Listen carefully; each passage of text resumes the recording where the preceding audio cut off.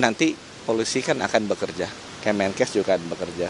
Biarkan mereka bekerja dan tenang tanpa ada intervensi dari luar. Bullying ini di Indonesia sudah sangat lama terjadi. Ya.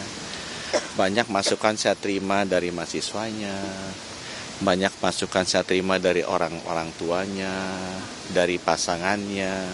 Orang tuanya itu juga banyak yang menteri-menteri yang memberikan ke saya. Dan ini harus diselesaikan lah, ya. Harus dipotong tuh jalurnya. Karena masa Indonesia udah 79 tahun merdeka, masih ada praktek-praktek seperti ini. Teman-teman dengar IPDN kan, dulu ada yang sampai meninggal kan, terjadi di sana kan. Ya ini mirip, cuma di sana mungkin lebih ke tekanan fisik, ini ke tekanan mental.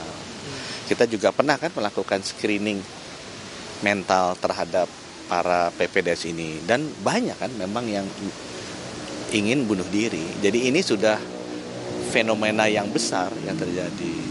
Nah di sini saya mengajak sebenarnya semua sektor ya, agar yuk kita hentikan, kita putuskan kebiasaan ini. Karena ini adalah kebiasaan buruk, berdampak buruk di profesi yang sangat mulia, kedokteran.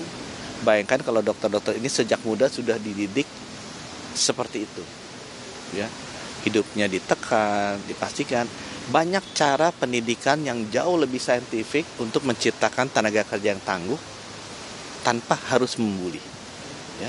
Jadi kita kan banyak profesornya nih, banyak guru besarnya. Harusnya banyak kok cara-cara mendidik untuk menciptakan manusia-manusia tangguh. Ya. Bukan hanya kedokteran, ya, di TNI, di Polri, pilot, ada banyak profesi yang harus diminta memiliki ketangguhan mental berbeda tanpa bully, tanpa menyebabkan orang depresi, tanpa menyebabkan orang ke-trigger untuk bunuh diri. Jadi apa yang akan dilakukan Pak Menkes ini, apakah nantinya akan memberikan sanksi kepada dokter yang kedapatan membullying atau? Kita kali ini sedang ngirim audit, karena ini udah ada kematian juga, kita bekerja sama dengan kepolisian ya setempat untuk melakukan pemeriksaan terhadap dokter yang bunuh diri ini. Kita sudah menemukan ada buku catatan hariannya, jadi kita bisa melihat perkembangan moral kejiwaannya beliau seperti apa. Kita juga cukup detail ditulis di buku hariannya. Jadi kita nanti akan confirm apakah hal ini benar-benar terjadi. Kalau hal ini benar-benar terjadi, kita akan pastikan yang memperlakukan seperti ini akan kita berikan sanksi yang tegas. Dan kita minta juga agar pendidikan anestesi di Universitas Diponegoro dan di Rumah Sakit Karyadi itu harus dirapikan, harus dibereskan. Tidak ada lagi perilaku bullying seperti ini dengan alasan menciptakan tenaga yang tangguh, menciptakan tenaga yang tidak cengeng. Kita bisa menciptakan tenaga tangguh, tidak cengeng, tanpa menyebabkan mereka mati. Penghentian sementara ini detailnya seperti apa Pak? Karena kan pasti akan berpengaruh juga pada mahasiswa aktif yang masih belajar sampai dengan sekarang. Ya. Hal ini kita lakukan sementara karena begitu kita mau memeriksa, semua murid-murid junior ada sana diintimidasi. Tidak boleh bicara. Nah ini menurut saya tidak baik. Karena mereka masih berinteraksi di sana. Itu sebabnya kita berhentikan sementara. Supaya penyelidikan ini bisa dilakukan dengan cepat, bersih, dan transparan, bebas dari intimidasi yang sekarang terjadi. Nah, kita nggak ada niat ini untuk menutup selama-lamanya, enggak. Kita mau bikin situasi yang nyaman agar semua orang pada saat kita panggil bisa berbicara apa adanya tanpa takut diintimidasi, diancam oleh senior-seniornya. Sehingga dengan gitu kita bisa ambil tindakan yang tegas dan kemudian insya Allah bisa dibuka kembali dengan cepat. Sementaranya berapa lama dan nanti tindak lanjutnya apakah dari pihak Undip atau pihak Karyadi yang akan datang ke Kemenkes atau Kemenkes yang datang ke sana atau di ini nanti Kemenkes sudah kita kirim ke sana ya. Dirjen saya juga sudah menghadap ke Pak Rektor, saya sudah bicara dengan Pak Nadiem, ya, kita berdua ingin benar-benar membereskan dan menghilangkan praktek bullying ini selama-lamanya, karena ini tidak baik dan sudah makan korban jiwa nggak hanya kali ini aja, tapi biasanya ditutup-tutupi kan, baru kali ini aja ini terbuka dan kita akan beresin ini secepat mungkin. Untuk dokter pelakunya akan dilakukan tindakan pencabutan izin? Kita pasti akan lakukan itu dan wewenang itu sekarang udah ada.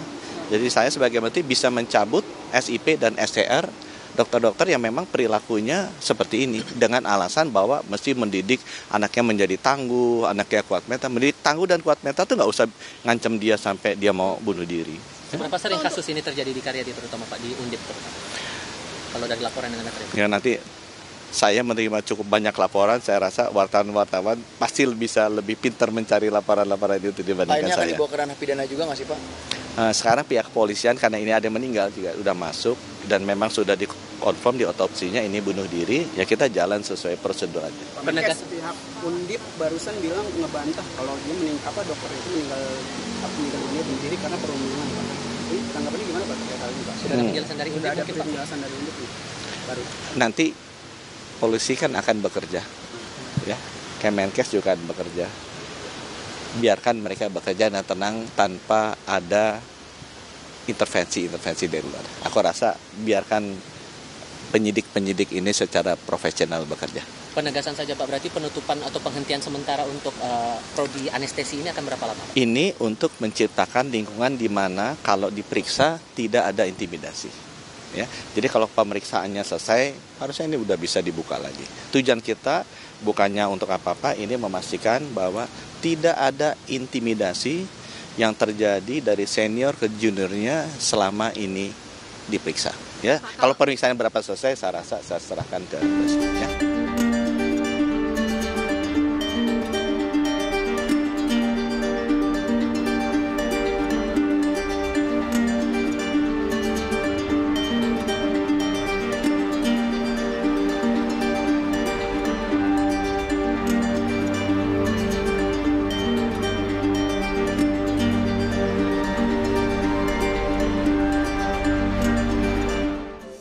Di antara banyak sumber informasi, kami layak dipercaya.